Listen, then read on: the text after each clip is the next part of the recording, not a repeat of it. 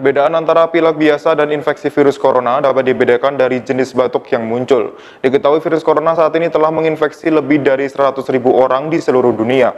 Bahkan virus ini telah membunuh lebih dari 3.000 orang dan membuat kerugian besar pada pasar saham hingga industri perjalanan.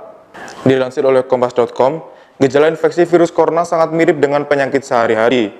Menurut Badan Kesehatan Dunia atau WHO, demam menjadi gejala paling umum dari virus corona. Selain itu, sekitar 2/3 atau 67,7% pasien juga mengalami batuk, khususnya batuk kering.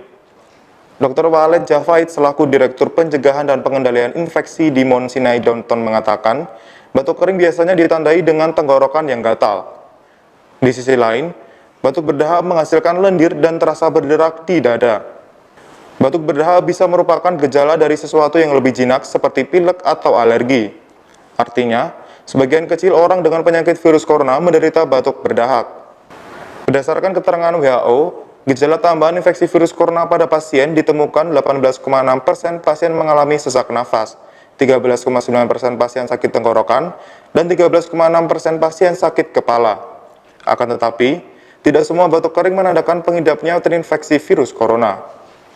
Terlepas dari batuk kering atau berdahak, pasien harus tetap berada di dalam ruangan tertutup dan memantau gejala yang muncul. Jika demam dan batuk berlangsung lama, disarankan untuk segera pergi ke dokter.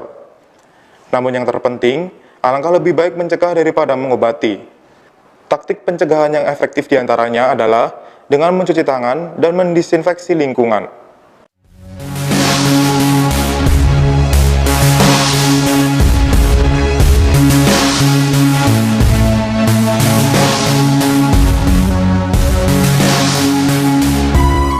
Jadi seluruh rumah sakit di Indonesia ini, termasuk KKP yang pintu masuk, begitu ada kriteria, satu adalah orang dalam pemantauan ODP, yang kedua adalah pasien dalam pengawasan, maka untuk yang pasien dalam pengawasan, itu kriterianya begini, batuk, pilek, demam, dan dia ada kontak plus kontak atau dia habis berkunjung ke suatu daerah yang endemis tadi, maka dia wajib untuk dirujuk ke sini.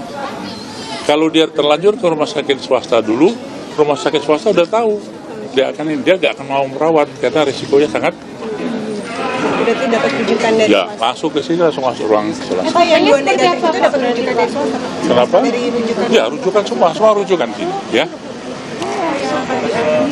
Ya, terima kasih. Ya, mohon bantuan sampaikan masyarakat untuk tidak panik berlebihan dan kita waspada selalu gitu ya. Mohon doa.